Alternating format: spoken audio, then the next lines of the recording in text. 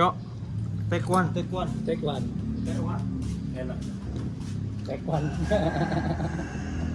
Ini part berapa nih kita nih? Part 4 ya kalau nggak salah. Part 4. Harusnya part 4. Ini udah di record. Udah record. Sebelah. Nanya apa nih? Tentang Berbuat baik ya? Berbuat baik. Muhsinin ya? musim ini yang tadi apa? Ada buku. Ah ya, benar. Gue 4 ya. Ya ada. Wah bener, Masya Allah, direkam sama dia. Oke, bismillah, jumpa lagi di Di Bakal mengaji. Ngaji.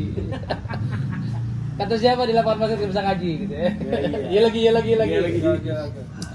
Nah jadi tadi ya kita kan ngomongin banyak tentang kebaikan, tentang muhsinin gitu ya. Jadi sebenarnya kan poinnya di inputan gitu. Kalau inputan kita tuh banyak tentang kedermawanan gitu ya, benefit ke muhsininan itu akan jadi hal yang berbeda gitu di kita. Itu akan membentuk ini kita, cara pandang kita yang berbeda. Gitu.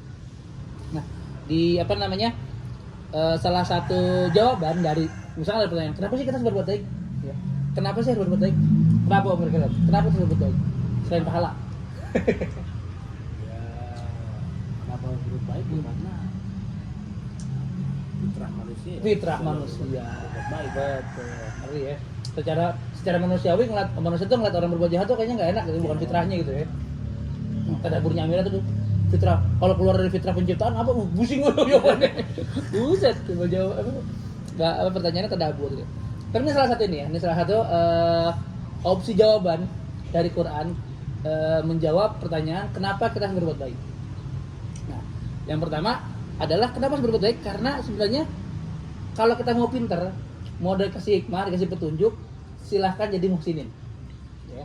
Jadi hikmah, ilmu, pengetahuan itu balasan dari Allah untuk orang-orang yang berbuat baik. Ya. Misalkan di surah Yusuf ayat 22 tuh. Ya. Di situ Allah bilang tuh terkait Yusuf, boleh lihat tuh Yusuf 22 gitu ya. Ya.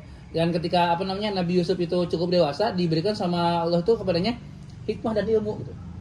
Wa kadzalika najzil muhsinin gitu. Dan seperti itulah balasan untuk orang-orang yang berbuat baik. Jadi boleh jadi Nabi Yusuf itu dikasih hikmah, dikasih ilmu gitu ya. Karena perbuatan baik yang beliau selalu lakukan. Jadi ada hubungan yang erat ternyata antara perbuatan baik dengan ilmu dan hikmah dan pengetahuan. Itu tentang Nabi Yusuf. Lagi tentang Nabi Musa di surah Al-Qasas. Surah 28 ayat 14 juga sama. Ya, Nabi Musa juga seperti itu, ya. Ayat 14. Ya, surah 28 ayat 14. Surah Al-Qasas ayat 14. Sama tuh kalau itu tentang Nabi Musa. Ya. Ketika Nabi Musa cukup umur ya udah sempurna akalnya, kami berikan kepadanya hikmah dan pengetahuan. Lagi-lagi sama ujung-ujungnya wa kadzalika najzil muhsinin. Dan demikianlah ya kami memberi balasan kepada orang lain yang berbuat baik. Itu Nabi Musa tuh. Nabi Yusuf, Nabi Musa gitu ya. Ya beliau tuh mereka dikasih pengetahuan, dikasih hikmah kenapa? Karena dia berbuat baik muhsinin. Cuma dua doang. Kata siapa? Satu lagi ya. Di Quran surah 6, surah Al-An'am ayat 84. Nah, di situ lebih banyak lagi tuh. Banyak disebutin nama-nama nabi. 84. Ya. Di situ disebutin banyak nama-nama nabi yang tadi mereka itu dikasih petunjuk ya, dikasih hikmah gitu ya.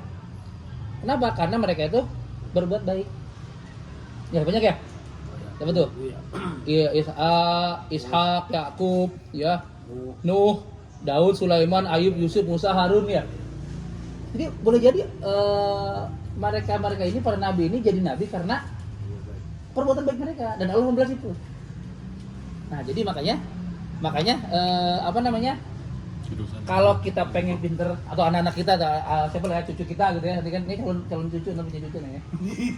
Atau siapapun gitu ya, pasangan kita, anak kita, cucu kita atau siapapun itu pengen pinter sama Allah yang dikasih hikmah, pengetahuan gitu ya, petunjuk.